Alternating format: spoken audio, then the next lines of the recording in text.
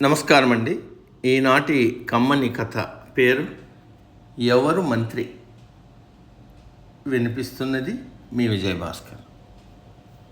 ఒక రాజుగారి ప్రధానమంత్రి ఆకస్మికంగా చనిపోయాడు. ఆయన కింద ఉపమంత్రులు 3 ఉండేవారు.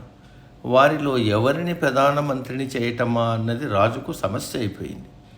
ఏ ఒక్కరికి ఆ పదవి ఇచ్చినా మిగతా 2 అన్యాయం జరగచ్చు. 3 ప్రధాన పదవికి అర్హుడెవరో రాజు తేల్చుకోలేకపోయాడు. కొద్ది రోజులు గడిచాక రాజు సపరివారంగా నదీ తీరానికి వెళ్ళాడు. ఆయన వెంట ఉప ప్రధానులు 3 ఉన్నారు. అందరూ నది ఒడ్డున కూర్చుని సరదాగా కాలక్షేపం చేస్తుండగా రాజు నది ఎగువకు చూసి నీటిలో ఏదో కొట్టుకొస్తోంది. అది ఏమిటై ఉంటుంది అన్నాడు ఉపమంత్రులతో.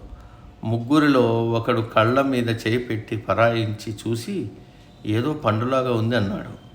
మరొకడు లేచి నిలబడి చూసి అవును మహారాజా, మామిడి పండు అన్నాడు. ఈ లోపల 3వ వాడు లేచి తన కోటు తలపాగా తీసి ఒడ్డున పరేసి నదిలోకి దూకి ఈదుకుంటూ వెళ్ళి ఈ లోపల సమీపానికి వచ్చిన మామిడి పండును తీసుకొని మళ్ళీ ఈదుకుంటూ వచ్చి పండును తెచ్చి రాజుగారికి ఇచ్చాడు. కార్యశూరుడైన ఆ ఉపమంత్రిని రాజు ప్రధానిగా నియమించాడు. ఇది పరీక్ష. సమాప్తం.